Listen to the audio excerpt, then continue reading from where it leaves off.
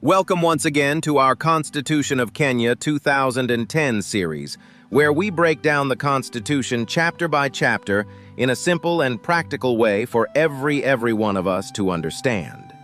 In our previous episode, we completed Chapter 5 on land and environment, a very important chapter because land has always been tied to identity, wealth, conflict, and justice in Kenya. Today, we move to one of the most discussed chapters in the Constitution, Chapter 6 on leadership and integrity. This chapter asks a critical question. What kind of leaders should govern Kenya? And how should they behave once entrusted with power? Article 73, Responsibilities of Leadership. Article 73 begins with a powerful statement. Authority assigned to a state officer is a public trust. This means leadership is not about ruling over people, it is about serving them. The Constitution makes it clear that public office belongs to the people of Kenya, not to the individual holding power. Leaders must exercise authority in a way that respects the Constitution, respects citizens, brings honor to the nation, and promotes public confidence in leadership. The Constitution also says leaders must serve the people rather than rule them. This directly rejects dictatorship, arrogance of power, and abuse of office. Principles of leadership and integrity. Article 73 also gives guiding principles for leadership.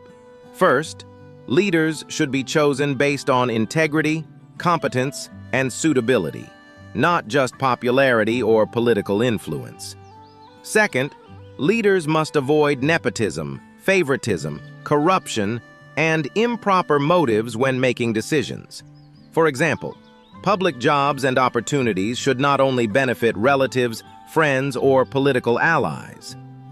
The Constitution also demands selfless service, honesty, and accountability. Leaders are expected to act in the public interest, not for personal enrichment. And importantly, citizens have a right to question leadership because public officials are accountable to the people. Article 74, Oath of Office. Before assuming office, state officers must take an oath or affirmation of office.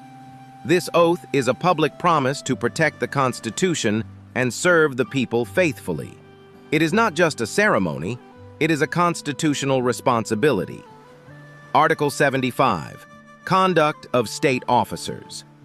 Article 75 focuses on how state officers should behave both in public and private life. The Constitution says leaders must avoid conflicts between personal interests and public duties. For example, a public officer should not use their position to benefit their own business, family, or associates. State officers must also avoid conduct that demeans the dignity of their office. And importantly, the Constitution provides consequences for violating these integrity rules. A leader who breaches these provisions may face disciplinary action, removal from office, and even disqualification from holding another state office. In conclusion, Chapter 6 was created because Kenya's history showed that bad leadership can weaken institutions, increase corruption, and destroy public trust. The Constitution reminds us that leadership is not about privilege. It is about responsibility, integrity, and service to the people. In our next episode, we shall continue with Chapter 6 and cover Article 76 on financial probity of state officers. Thank you for watching, and remember, the Constitution belongs to the people of Kenya.